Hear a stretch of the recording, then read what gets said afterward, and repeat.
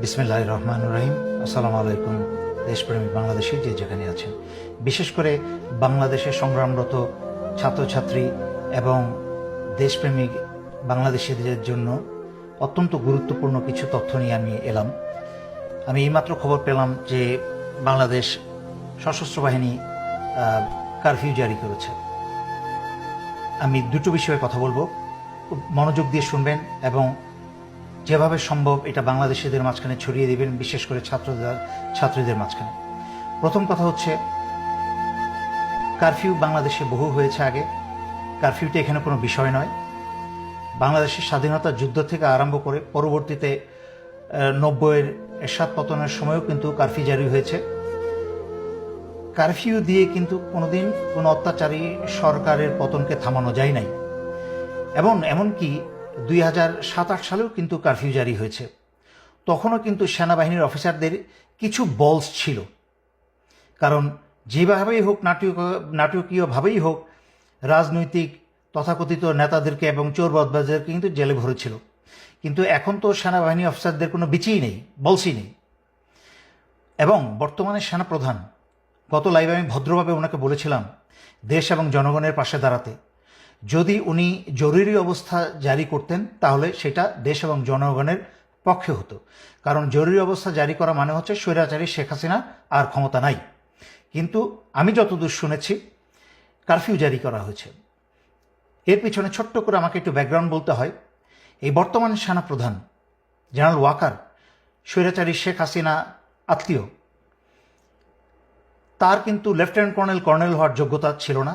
ওনার শ্বশুর সেনাপ্রধান হয়েছিলেন, সেই সুবাদে স্টাফ কলেজ করে এদিক ওদিক করে ওনাকে আমি অনেক অল্প বয়স থেকে, মানে মেজর অবস্থা থেকে ওনাকে আমি চিনি। সাদা মানুষ ছিলেন, তেমন কোনো ব্রেইনওয়ালা মানুষ না। কারফিউ দিয়ে বর্তমানের বাংলাদেশের ভয়ঙ্কর পরিস্থিতি থেকে দেশকে সামাল দেওয়ার মতো ক্ষমতা এবং যোগ্যতা কোনোটাই ওনার নাই। আমি অবাক হচ্ছি যে ওনার সেই যোগ্যতা না থাকতে পারে, কিন্তু বাংলাদেশের অন্যান্য ডিভিশন কমান্ডার এবং জেনারেল যারা আছেন তাদেরকে তো বেশিরভাগই আমি চিনি। ওনারা কি করছেন? ওনারা কি আঙুল চুষছেন? ওনাদের অনেকেই তো আমি জানি যে প্রফেশনাল মেরিট আছে, যোগ্যতা আছে। সাহসিকতা না থাকতে পারে তারা তো এই সেনাপ্রধানকে বলতে পারতো যে আপনি জনগণের বিরুদ্ধে যাবেন না। কিন্তু যেই জিনিসটার আমি ভয় পাচ্ছিলাম সেটাই হলো। আমি জানতাম যে স্বৈরাচারী শেখ হাসিনার সর্বশেষ শয়তানি হবে দেশে একটা গৃহযুদ্ধ লাগিয়ে দিয়ে যেতে। সে পালানোর আগে দেশে একটা গৃহযুদ্ধ লাগিয়ে দিয়ে যাবে, এবং এই গৃহযুদ্ধে করবে কি, সশস্ত্র বাহিনীকে জনগণের শত্রু বানিয়ে দিয়ে যাবে।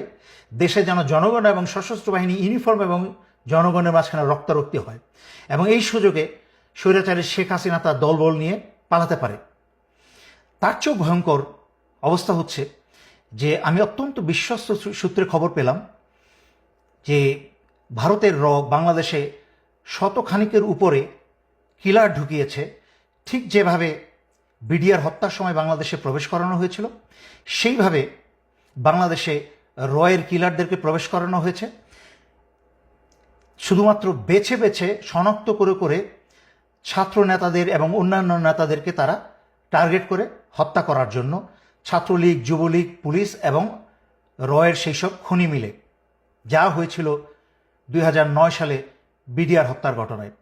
এবং আশ্চর্যজনক মিল পাবেন, 2009 সালে এই বর্তমান সেনা প্রধান 46 ব্রিগেডে তখন তার পোস্টিং ছিল।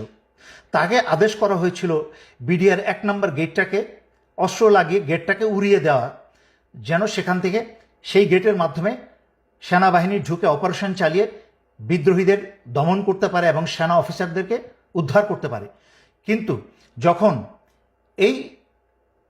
এই জেনারেল ওয়াকার তখন অস্ত্র তাক করা এবং নিশানা করা সব কিছু প্রস্তুত হয়ে গিয়েছিল, হঠাৎ করে একটা ফোন আসে। সেই ফোনটা আর কেউ না, অবসরপ্রাপ্ত জেনারেল তারেক সিদ্দিকীর কাছ থেকে সেই ফোনটা আসে। তাকে বলা হয় অস্ত্র গুটিয়ে নিয়ে সেনানিবাসে ফেরত যেতে।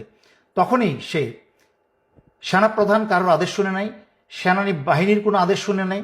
সে জেনারেল তারেক সিদ্দিকী সরাসরি আদেশ শুনে, চেইন অফ কমান্ড ভঙ্গ করে সে জেনারেল তারেক সিদ্দিকীর আদেশ শুনে অস্ত্র গুটিয়ে সেনানিবাসে চলে যায়, যার ফলে 57 জন সেনাবাহিনীর অফিসারদেরকে ভারতের এবং আওয়ামী লীগ মিলে হত্যা করতে সুযোগ করে দেওয়া হয়। সেই একই কাজ এই জেনারেল ওয়াকার আবারও করছে। ভারতের রকে যুবলীগ এবং ছাত্রলীগ এবং গোপালী পুলিশদেরকে ব্যবস্থা করে দিচ্ছে বাংলাদেশের মেধাবী ছাত্রদের এবং বাংলাদেশের অন্যান্য আন্দোলনরত যারা চিহ্নিত ছাত্রছাত্রী তাদেরকে হত্যা করার জন্য। আমি সেনাবাহিনীর সকল সদস্যের উদ্দেশ্যে বলছি, প্রথমেই সেনাবাহিনীর সদস্যের উদ্দেশ্যে বলছি, তারপরে বলবো জনগণের উদ্দেশ্যে। সেনাবাহিনীর সকল সদস্যের উদ্দেশ্যে বলছি, আপনারা দয়া করে ভুলেও এই ফাঁদে পা দিবেন না। আপনারা আদেশ অমান্য করুন, কারণ আপনাদেরকে সারা দুনিয়ার সামনে জনগণের শত্রু বানানো হচ্ছে। রয়ের কিলাররা বাংলাদেশ সেনাবাহিনীর ইউনিফর্ম পরে যেইভাবে বিডিআর হত্যার সময় ভারতের রয়ের কিলাররা বিডিআর ইউনিফর্ম পরে বাংলাদেশ সেনাবাহিনীর 57 জন অফিসার হত্যা করেছিল, ঠিক একইভাবে রয়ের কিলাররা বাংলাদেশ সেনাবাহিনীর ইউনিফর্ম পরে বাংলাদেশের ছাত্র জনতা হত্যা করবে। হাসিনা যেন এবং ভারত যেন তার দোষ বাংলাদেশ সশস্ত্র বাহিনীর উপর চাপাতে পারে। এর কারণ আমি অনেক লাইভে আগে ব্যাখ্যা করেছি। স্বৈরাচারী শেখ হাসিনা রাজনীতিতে এসেই ছিল তার বাবা এবং পরিবারের হত্যার প্রতিশোধ নিতে, এবং সংবাদ মাধ্যমে এবং জনগণের সামনে বহু মানুষকে সাক্ষী রেখে, বিবিসিকে সাক্ষী রেখে সে বলেছিল যে রাজনীতিতে ফিরেই এসেছে তার পরিবারের হত্যার প্রতিশোধ নিতে এবং সশস্ত্র বাহিনীকে, বিশেষ করে সেনাবাহিনীকে সে ধ্বংস করে ছাড়বে। তাই আমি আপনাদেরকে স্মরণ করিয়ে দিচ্ছি শয়তানের পথ থেকে দূরে ফিরে আসতে এবং নিজের বিবেককে কাজে লাগাতে, নিজের দেশের জনগণের উপরে নিজে তো দূরের কথা অন্য কাউকে অস্ত্র চালানোর সুযোগ দিবেন না। আপনারা কারফিউ থেকে জরুরি অবস্থায় ফিরে যান। সেনাপ্রধানকে প্রয়োজন আপনারা অস্ত্র ধরে বসেন। আপনারা কেউ এই কারফিউতে যাবেন না। আপনারা ক্ষমতা হাতে নিয়ে নিন, দেশের দায়ভার আপনারা ক্ষমতাভার হাতে নিয়ে নিন, যেন বাংলাদেশের জনগণকে কেউ হত্যা করতে না পারে। আমি আবারও স্মরণ করিয়ে দিচ্ছি, ভারত এবং আওয়ামী লীগ তথা শেখ হাসিনা মিলে জনগণকে হত্যা করে সেই দায়ভার আপনাদের উপর আজীবনের জন্য চাপিয়ে দিবে। সর্বশেষে বাংলাদেশ সশস্ত্র বাহিনীকে পঙ্গু করে ধ্বংস করে দিয়ে যাবে সে যাবার আগে। আর জনগণের উদ্দেশ্যে বলছি, আপনারা কারফিউ জারি করার পরে সংঘবদ্ধভাবে সবাই যার যার এলাকায় একটা শক্তিশালী অবস্থানে যাবেন। কোনো অপরিচিত মানুষকে আপনাদের মাঝখানে প্রবেশ করতে দিবেন না। যখনই কোনো অপরিচিত ব্যক্তি আপনাদের দিকে অগ্রসর হবে, যেহেতু কারফিউ জারি করা হয়েছে, আপনার উন্মুক্ত রাস্তাঘাটে থাকার কথা না, কিন্তু কারোর আপনার ঘরে ঘরে অফিসে আদালতে যাওয়ার কথা না।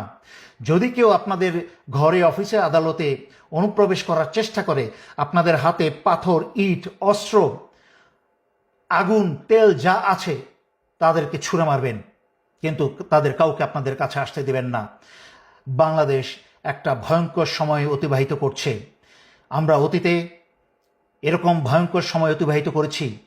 1971 সালে যখন কোনো যোগাযোগ মাধ্যম ছিল না, যখন রেডিওতে কান পেতে খবর পেতে হতো, যখন একটা মানুষ থেকে আরেকটা মানুষের মাধ্যমে খবর যেত অনেক দিন পরে, সেই সময় যখন পাকিস্তানি হানাদাররা বাংলাদেশিদের হত্যা করে চলেছিল, তখনও কিন্তু সেই অবস্থা থেকে বীর বাংলাদেশিরা উত্তরণ করে বাংলাদেশকে স্বাধীন করেছে।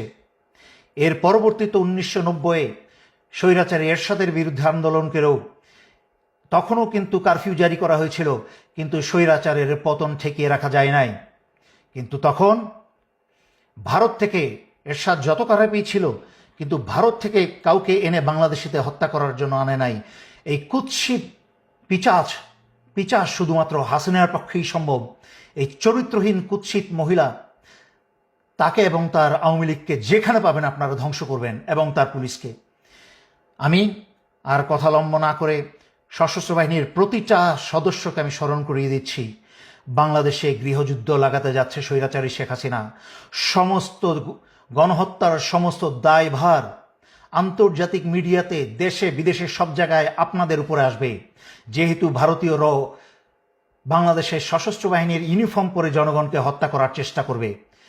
আপনারা এখনই সচেতন হয়ে যান, সরকারকে উৎখাত করুন, যুবলীগ, ছাত্রলীগ সব জেলে ভরুন, এবং বাংলাদেশ থেকে রকে গুলি মেরে মেরে রাইফেলের বাট দিয়ে আঘাত করতে করতে আপনারা দেশ থেকে বের করুন। দেশের